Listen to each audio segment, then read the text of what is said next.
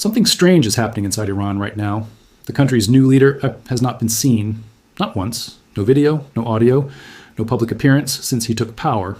Only a handful of letters released through official channels carrying his name. That is all the world has seen of him. And now two separate sources close to Iran's own presidential administration are speaking up. They say something troubling. They say that since the strike that killed the previous leadership and his family in late February, this new leader has not met with a single cabinet member. Not one. Think about that for a moment. A man who is supposed to be running one of the most powerful militaries in the Middle East has had zero contact with the people who are supposed to be running the country alongside him. According to these sources, rumors are now spreading through the highest levels of the regime itself. The rumors say he is in extremely critical condition. They say he could pass away at any moment. They said the world would not be surprised to hear serious news about him soon. That is coming from inside the regime, not from outside critics, not from rival nations, from people close to his own government. Now here is what makes this even stranger. There is still no independent proof that this man is alive. No verified footage. No confirmed photograph since the attack. No recording of his voice that anyone outside a small circle has been able to confirm. Reports suggest he may have suffered severe injuries in the strike that killed his father and other family members. Some reports point to amputated limbs. Some point to serious facial injuries. If true, this would explain why he has stayed completely out of public view. But there is another possibility. He may not be alive at all. And here is where the analysis gets important. If he were gone, Iran's own military and intelligence structure would have strong reasons to hide it. A power vacuum at the top, during an active war, is dangerous for any regime. Announcing such news in the middle of ongoing strikes and rising tension across the region could shake the entire chain of command. It could invite challenges from rivals inside the government. It could send a signal of weakness to enemies watching from outside. So silence, in this case, may not be an accident. It may be a strategy. Keep the uncertainty alive. Let the world guess. Buy time. That is the pattern many analysts are now watching closely. A leader who cannot be confirmed alive. A government that will not confirm otherwise. And a growing number of insiders who are starting to speak in ways that suggest they already know the answer, even if they are not saying it directly. This is not a wild theory. This is coming from sources with direct access to Iran's presidential circle. People who are usually careful about what they say to outsiders. And now they are choosing their words carefully in a very different way. Phrases hinting at loss. Phrases hinting at inevitability. These are not casual choices. In political and military circles, language like that is chosen with purpose. It is often the first sign that something has already happened behind closed doors, long before it becomes official. So where does that leave the world right now? With one of the most secretive and consequential mysteries in recent Middle East history. A regime under enormous pressure.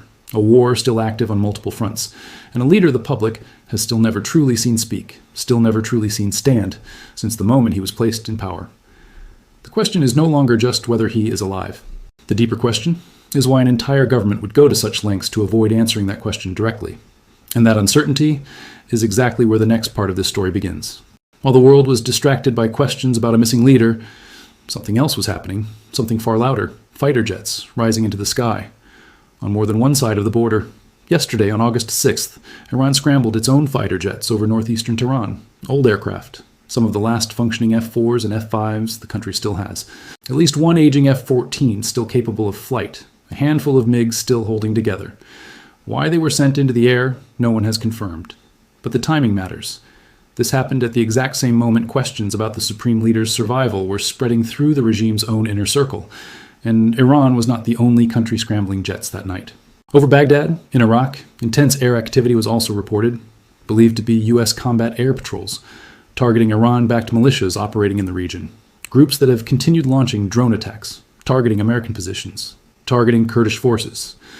So on one night, in two different countries, fighter jets filled the sky for two very different reasons. One side trying to project strength, the other side trying to contain a growing threat. But the danger did not stay in the air, it moved to the water. Near Kasham Island, close to the entrance of the Strait of Hormuz, two explosions were heard. Iranian-linked media described the incident as Iranian forces striking what they called hostile targets. But according to other reports, the targets were something else entirely. Two commercial ships, vessels simply trying to pass through the strait using a safer route, a route established through Omani waters. Not the shipping lane that Iran has designated for its own traffic. And this is not the first time this has happened. Iran has made its position clear, again and again. Use their route. Pay their fees. Or risk being struck. That warning was repeated once more, this time with real explosions behind it. The United Kingdom's Maritime Trade Operations Center soon confirmed a separate but related incident.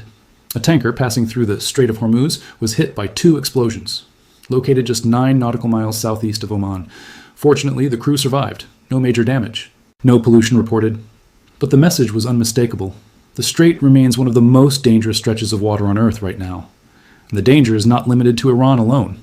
According to a senior Saudi official speaking to Reuters, Iran-backed militias in Iraq and Yemen's Houthi forces are now coordinating, planning what the official called imminent strikes against Saudi Arabia. Potential targets include energy facilities, ports, airports. Saudi forces are reportedly already tracking drone and missile movement near their borders, bracing for what may come next. And what may come next may already be happening. Reports have emerged of a major Houthi assault near Marib, Yemen, targeting Saudi-backed emergency forces stationed there. Several casualties have been reported. Some accounts describe dozens. Gunfire has been heard clearly in footage coming out of the region. The Houthis themselves have claimed responsibility, announcing strikes on Saudi-linked positions using both ballistic missiles and drones. For months, most of the group's pressure campaign focused on the sea, blockading commercial shipping, forcing vessels to turn back or take dangerous detours through the Red Sea. Now, that pressure appears to be expanding onto land, and it is not stopping there. The Houthis have also claimed a direct strike on a Saudi oil tanker named Daisy in the Gulf of Aden, using a ballistic missile. According to their own military spokesperson, the vessel was hit and forced to reverse course. So, in the span of just a few days, the picture becomes clear. Ships are being struck. Ground forces are under attack. Fighter jets are scrambling across multiple countries. And every single incident is connected to the same widening conflict. This is no longer a single crisis centered on one uncertain leader. This has become a regional pattern. Strikes on land, warnings passed quietly between governments. And through it all, one truth becomes harder to ignore. These are not isolated accidents. They are calculated moves. Each one designed to apply pressure, each one designed to send a message. And as jets continue scrambling and ships continue burning, the world is left asking the same question from a different angle. If this is happening while the top of Iran's leadership remains hidden and uncertain, who exactly is giving the orders? That question leads directly into what comes next. He described the economic toll of the conflict, including a sharp drop in oil prices, with gas falling to levels not seen in years in some parts of the country. He expressed confidence that the war is nearing its end, saying he does not believe Iran can continue much longer. When asked whether a deal had been reached to reopen the Strait of Hormuz, his answer was measured. Not exactly a deal, he said, but a blockade currently controlled by the U.S. Navy.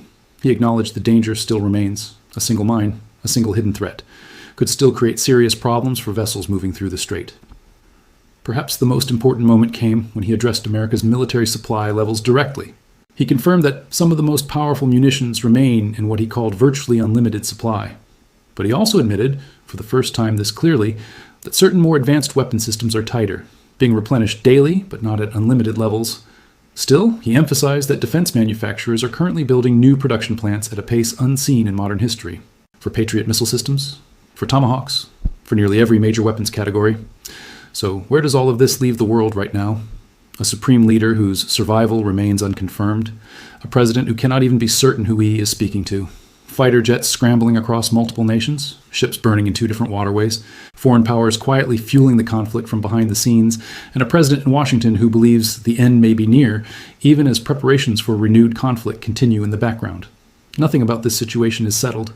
Nothing about it is simple. And as reports continue shifting by the hour, one thing remains certain. The world is watching a regime under extraordinary pressure, from within and without. Whether it holds together or begins to unravel completely may become clear far sooner than anyone expects.